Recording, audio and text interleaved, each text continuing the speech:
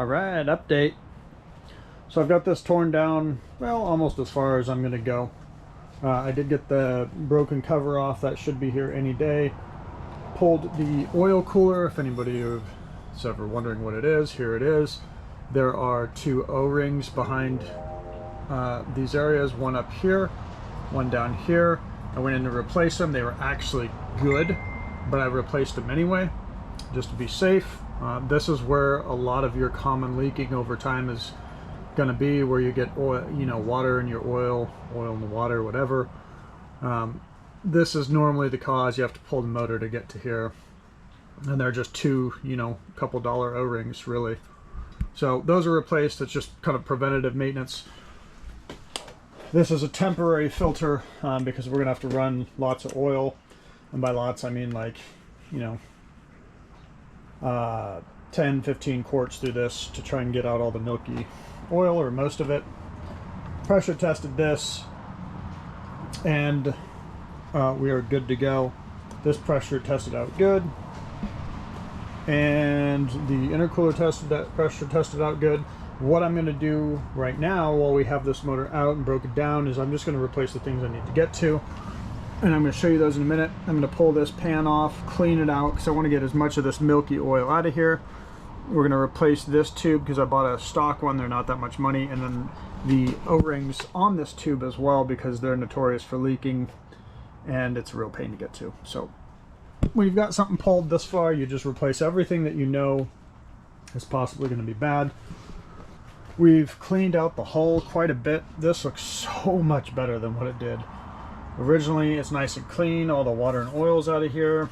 Came in, greased the heck out of the bearing back here, and that's good because it felt so dry. Normally you just do like 10 pumps in here. I'm 50 pumps in, and it wasn't even squirting out anywhere. So really greased that thing down. It's probably never been greased down before. Everything is cleaned up, ready to go. We started to buff out some of the dull spots here, and it's cleaned up so quickly. Realistically, all I eventually did was I used a little bit of plastic buffer. I still need to come back and clean this up. I'm going to use automotive instead. And then I use what's called black again. I'll show it to you. It's a McGuire's product. And man, it cleaned everything up.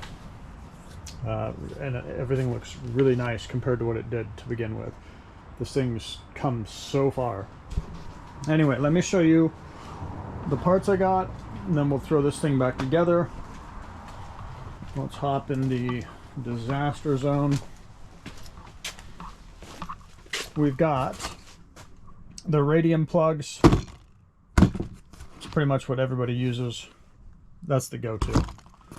I've got a new 3-way valve because when you're in there, just replace it. It's cheap. It didn't cost that much. It's preventative because sometimes these can go bad, cause issues. It's just nice to have a new one. I had to replace two, not all three. One of my hoses was good. These are the expensive part. One of these is like 200 bucks. The other's 130 bucks. Got this from Jet Ski International. Still stock Honda parts, which is fantastic. So we got those. Here's that crossover tube I was talking about. A lot of times these rust and they'll thin out and you'll have pitting in here. It's just, this was not a lot of money. I'd have to look up how much it cost me actually. 15 bucks, 10 bucks, whatever it was. I'm in here. It's just cheap, time saving if I do it. These are the gaskets for this.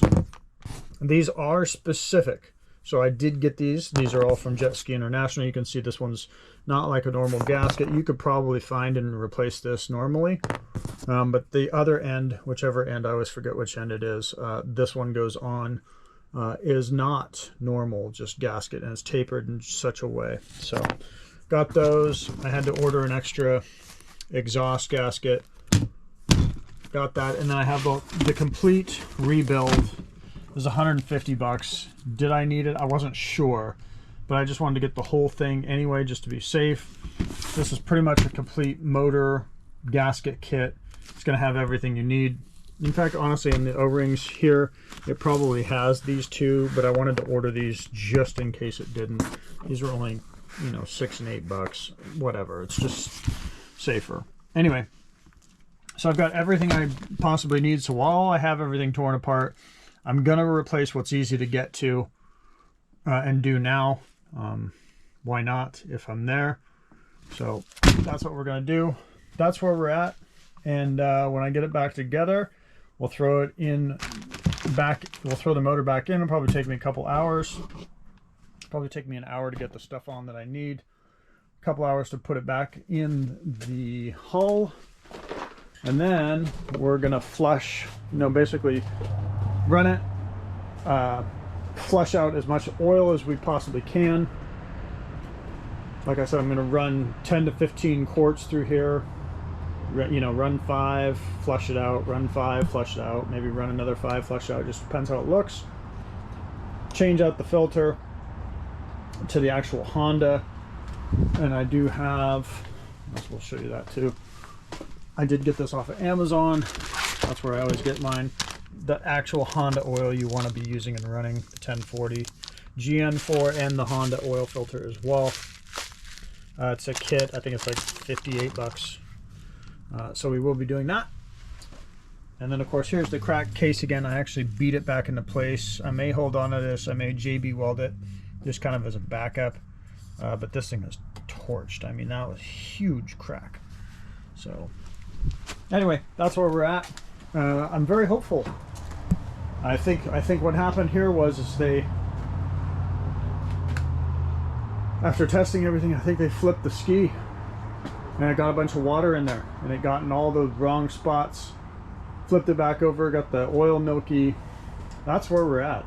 If it wasn't that, gosh, you know, pressure tested the head, pressure tested the block. Everything tests out good. Like, this is the best case scenario you could hope for. And we'll see. I'll let you know. See you in another video.